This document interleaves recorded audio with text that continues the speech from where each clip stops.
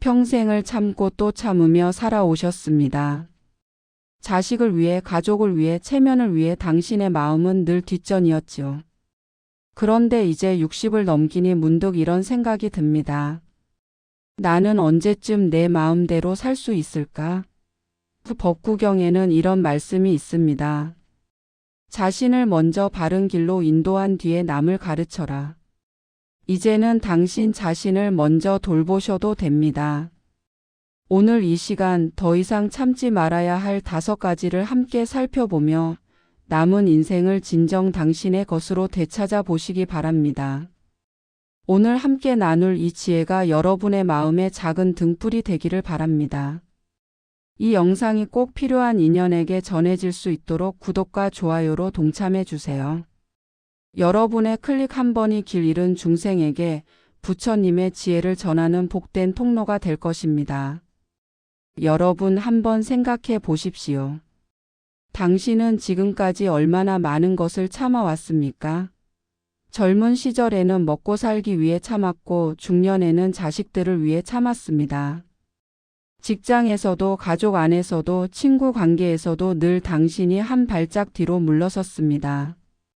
그렇게 참는 것이 미덕이라 배웠고 그것이 어른의 도리라 믿었습니다. 하지만 이제 60대를 넘어선 당신에게 묻고 싶습니다. 그렇게 평생을 참으며 살아온 당신의 마음은 과연 평온합니까?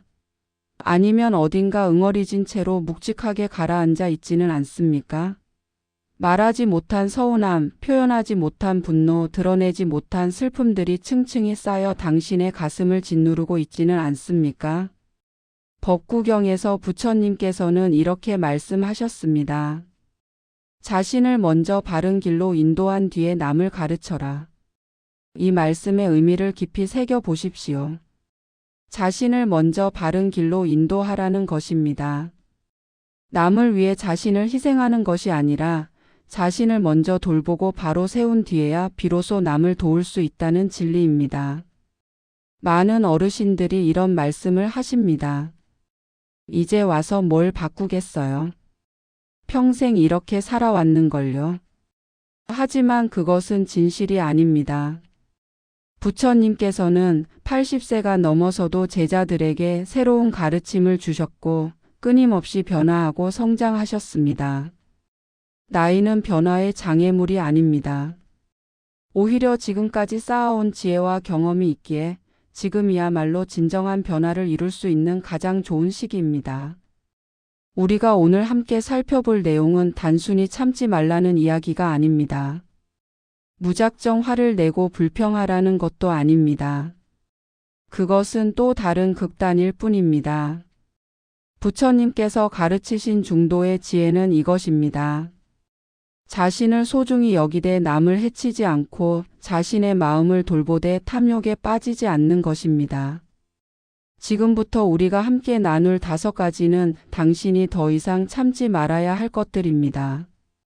이것들을 참는다는 것은 자신을 학대하는 것이며 부처님께서 말씀하신 자기 자신을 바른 길로 인도하는 것과는 정반대의 길입니다. 하나씩 차근차근 살펴보면서 당신의 마음속을 들여다보시기 바랍니다. 첫째, 부당한 대우를 더 이상 참지 마십시오. 여러분 혹시 이런 경험 있으신가요? 자식들이 모였는데 당신의 말은 귀담아 듣지 않고 중요한 결정에서 당신은 빠진 채 알아서 정해버리는 경우 말입니다. 또는 며느리나 사위가 대놓고는 아니어도 은근히 무시하는 듯한 태도를 보일 때 당신은 그냥 참고 넘어가지 않으셨습니까? 나이 든 사람이 뭘 안다고. 요새 세상은 달라졌어요. 이런 말을 들을 때마다 당신은 속으로 얼마나 서운했습니까? 하지만 겉으로는 그래 너희가 알아서 해라 하며 물러났습니다. 파도가 일어나지 않게 집안이 편안하기를 바라는 마음에서 말입니다. 하지만 법구경에는 이런 구절이 있습니다.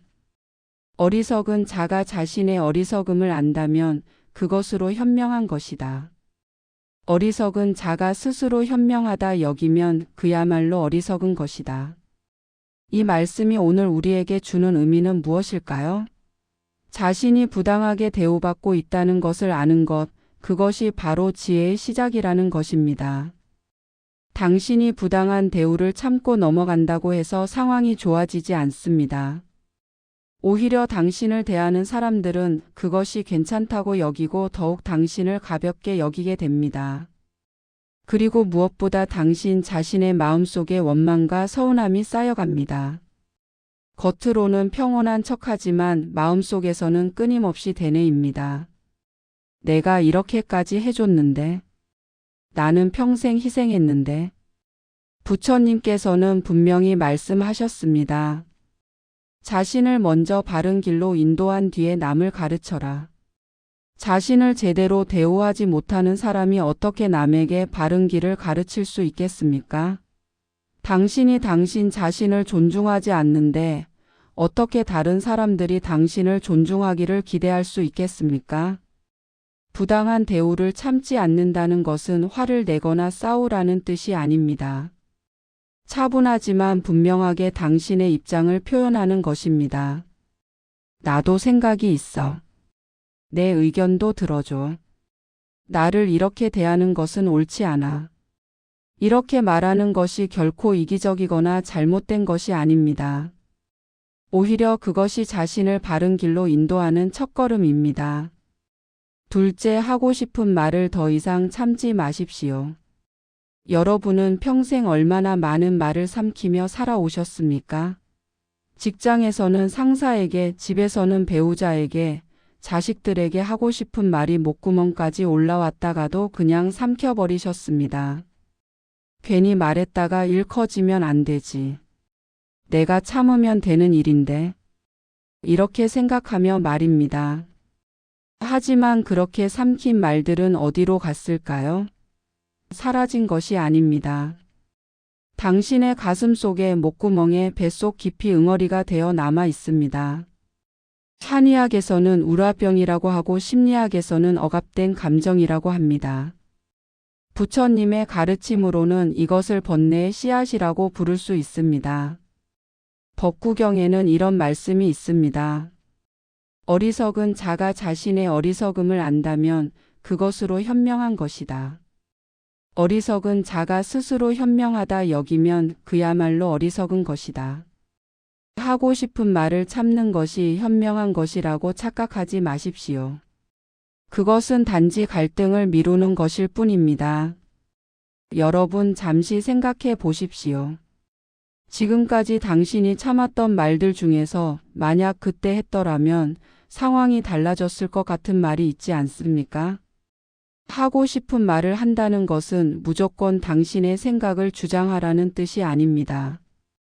부처님께서 가르치신 바른 말의 4가지 조건을 기억하십시오. 첫째, 진실해야 하고, 둘째, 때를 맞춰야 하며, 셋째, 부드러워야 하고, 넷째, 유익해야 합니다. 이 4가지 조건을 갖춘 말이라면 반드시 해야 합니다. 참는 것이 미덕이 아니라 방치입니다. 나는 이렇게 생각해. 내 마음은 이래. 나도 이런 바람이 있어.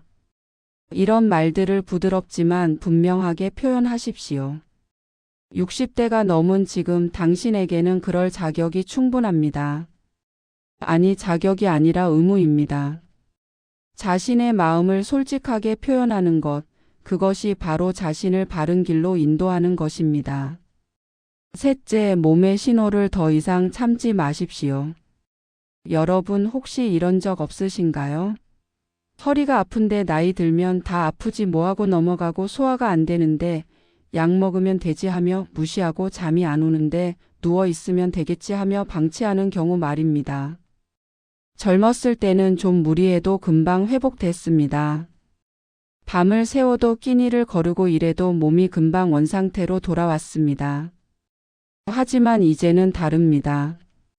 60대를 넘어선 몸은 한번 무너지면 회복이 쉽지 않습니다.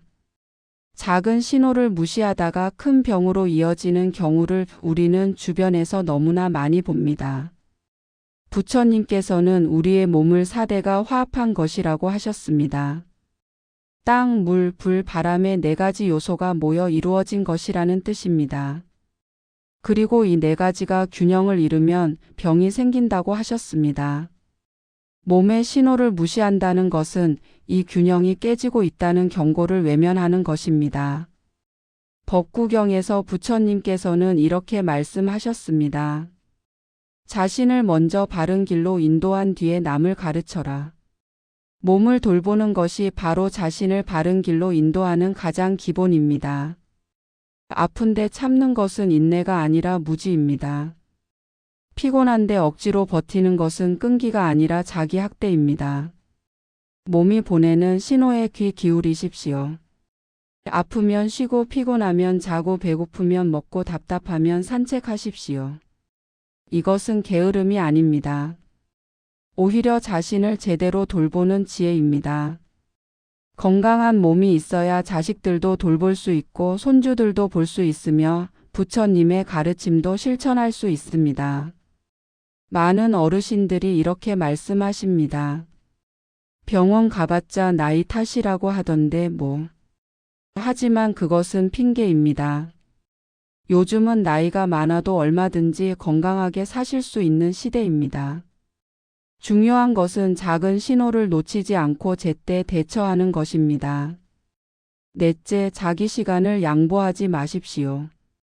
여러분, 지금 당신에게는 하루에 온전히 당신만을 위한 시간이 얼마나 됩니까?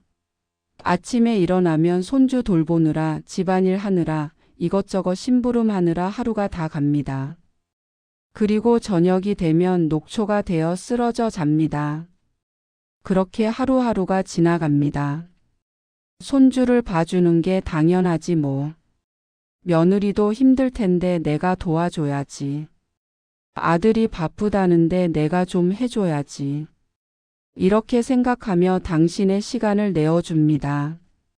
물론 가족을 돕는 것은 아름다운 일입니다.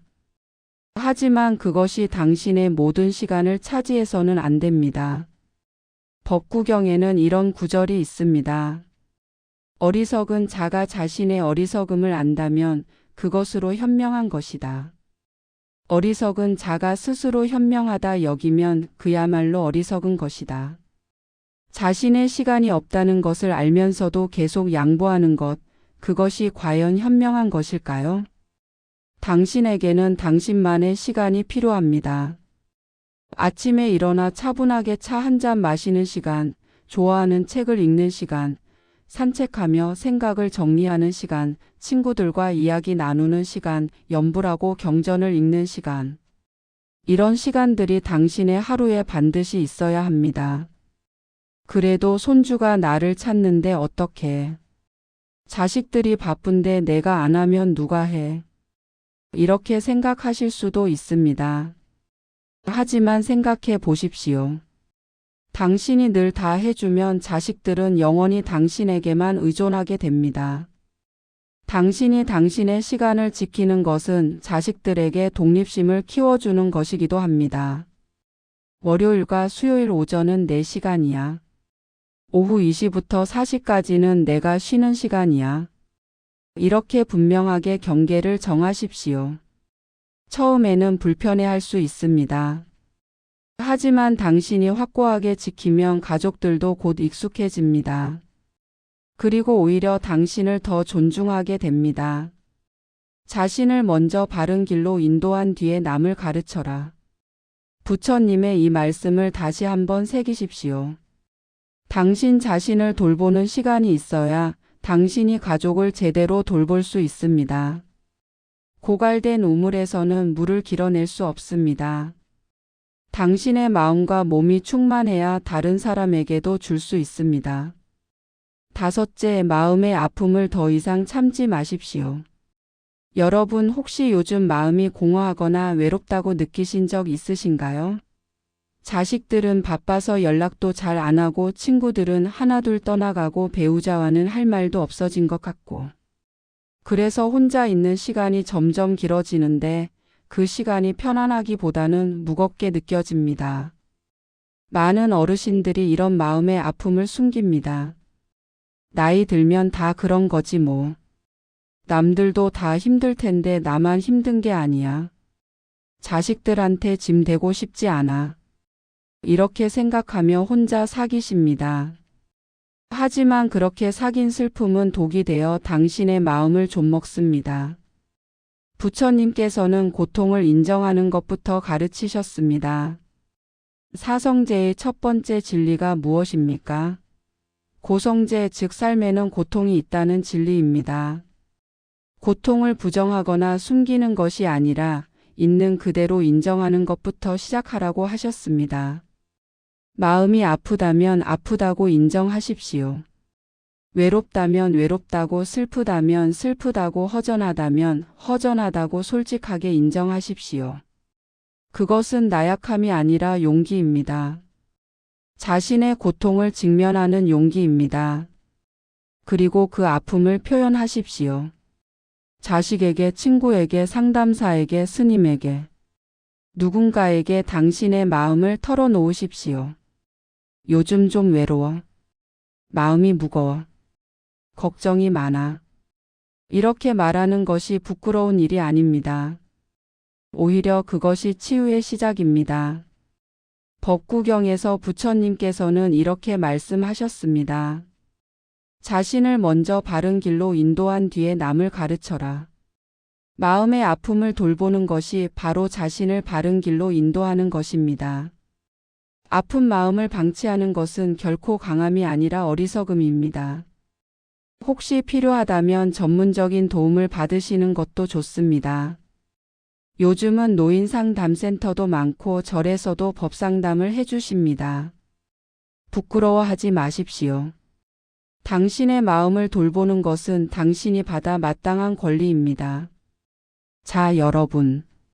지금까지 우리는 60대부터 절대 참지 말아야 할 5가지를 함께 살펴보았습니다. 부당한 대우, 하고 싶은 말, 몸의 신호, 자기 시간, 마음의 아픔. 이 5가지를 다시 한번 마음에 새기십시오. 부당한 대우를 참지 마십시오. 하고 싶은 말을 참지 마십시오. 몸의 신호를 참지 마십시오. 자기 시간을 양보하지 마십시오. 마음의 아픔을 참지 마십시오. 이제 한 분의 이야기를 들려드리겠습니다. 이순자 할머니는 68세입니다. 평생을 참고 살아왔습니다. 남편 뒷바라지, 자식 키우기, 시댁 모시기. 늘 자신은 뒷전이었습니다. 남편이 세상을 떠난 뒤 혼자가 된 이순자 할머니는 아들 네 집 근처로 이사했습니다. 손주를 돌봐주기 위해서였습니다. 아침 일찍부터 손주 아침밥을 챙기고 학교 보내고 집안일을 하고 저녁에 손주가 돌아오면 또 저녁을 챙기고 그렇게 하루하루가 지나갔습니다. 가끔 허리가 아파도 참았습니다. 며느리가 일하는데 자기가 도와줘야 한다고 생각했으니까요. 어느 날 이순자 할머니는 절에 갔다가 한 스님의 법문을 들었습니다. 자신을 먼저 바른 길로 인도한 뒤에 남을 가르쳐라. 이 말씀이 가슴에 꽂혔습니다. 자신을 먼저 돌보라는 말. 평생 처음 듣는 말 같았습니다. 그날 이후 이순자 할머니는 조금씩 변화를 시작했습니다. 먼저 며느리에게 말했습니다. 이제부터 화요일과 목요일은 내가 쉬는 날로 하겠어. 그날은 손주 봐주기 어려울 것 같아. 며느리는 처음엔 당황했지만 이순자 할머니가 단호하게 말하자 알겠다고 했습니다. 화요일과 목요일 이순자 할머니는 온전히 자신만의 시간을 가졌습니다. 아침에 천천히 차를 마시고 절에 가서 예불을 드리고 친구들과 점심을 먹고 산책을 하거나 경전을 읽었습니다. 그 시간이 얼마나 소중한지 처음 알았습니다. 허리가 아플 때는 더 이상 참지 않고 병원에 갔습니다. 의사 선생님은 약을 처방해주고 물리치료를 권했습니다. 일주일에 2번씩 물리치료를 받으니 허리 통증이 많이 좋아졌습니다. 진작 왔어야 했는데 하는 의사 선생님 말씀에 이순자 할머니는 고개를 끄덕였습니다. 아들이 무심하게 대할 때도 이제는 참지 않았습니다. 엄마 요즘 어때? 하고 건성으로 물을 때 나도 외로울 때 있어. 가끔 전화라도 해줬으면 좋겠어 하고 솔직하게 말했습니다. 아들은 미안해하며 이후로 좀 더 자주 연락했습니다. 6개월이 지나자 이순자 할머니의 삶은 완전히 달라져 있었습니다. 여전히 손주를 돌보고 가족을 도왔지만 이제는 자신의 삶도 있었습니다. 무엇보다 마음이 편안해졌습니다. 억지로 참지 않으니 서운함도 쌓이지 않았고 자신을 돌보니 몸도 마음도 건강해졌습니다. 며느리가 이런 말을 했습니다. 어머니 요즘 표정이 많이 밝아지신 것 같아요. 이순자 할머니는 미소 지으며 대답했습니다. 나를 먼저 돌보니까 마음의 여유가 생기더라. 그래서 너희들한테도 더 좋은 모습으로 대할 수 있게 된 것 같아. 이것이 바로 부처님께서 가르치신 지혜입니다. 자신을 먼저 바른 길로 인도하면 그것이 곧 주변 사람들에게도 좋은 영향을 미칩니다. 이순자 할머니처럼 당신도 할 수 있습니다. 아니, 반드시 해야 합니다. 여러분, 이제 정리해 보겠습니다. 우리가 오늘 함께 나눈 내용을 마음 깊이 새기시기 바랍니다. 부처님께서는 법구경에서 이렇게 말씀하셨습니다. 자신을 먼저 바른 길로 인도한 뒤에 남을 가르쳐라. 이 말씀을 3번 더 되새겨 봅시다. 자신을 먼저 바른 길로 인도한 뒤에 남을 가르쳐라.